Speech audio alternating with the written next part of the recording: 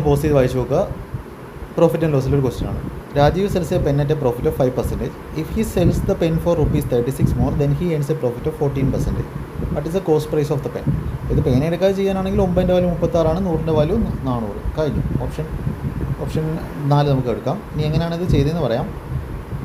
5% profit ആയിരുന്നു ആദ്യം വിറ്റത്. അപ്പോൾ എപ്പോഴും ഒരു വസ്തുവിൻ്റെ കോസ്റ്റ് പ്രൈസ് വെച്ചിട്ടാണ് നമ്മൾ പ്രോഫിറ്റ് അല്ലെങ്കിൽ ലോസ് പറയുന്നത്. കോസ്റ്റ് പ്രൈസ് എന്ന് പറഞ്ഞാൽ അതിൻ്റെ 100% ആണ്. ആദ്യമേ കോസ്റ്റ് പ്രൈസിൻ്റെ 5% ലാഭം ഉണ്ടായിരുന്ന സ്ഥലത്ത് കുറച്ച് രൂപയും കൂടെ കൂട്ടി വിറ്റ സമയത്ത് കോസ്റ്റ് പ്രൈസിൻ്റെ 14% ലാഭം കിട്ടി. അപ്പോൾ എത്രയാണ് എക്സ്ട്രാ ആയത്? 9%. അതായത് 14 മൈനസ് 5, 9% ഓഫ് കോസ്റ്റ് പ്രൈസാണ് നമ്മൾ കൂടുതലായത്. അതിൻ്റെ ഒറിജിനൽ വാല്യൂ ആണ് തന്നിട്ടുള്ളത് 36. 9%ൻ്റെ 36 ആണെങ്കിൽ 1% 4ആണ്.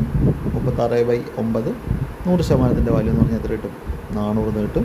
4 × 100. ഓക്കെ, ഈസി ആയിട്ട് ചെയ്യാം. ചാനലിലെ കണ്ടന്റ് നോക്കിക്കഴിഞ്ഞാൽ ഒരുപാട് ക്ലാസ്സുകൾ കാണാൻ പറ്റും.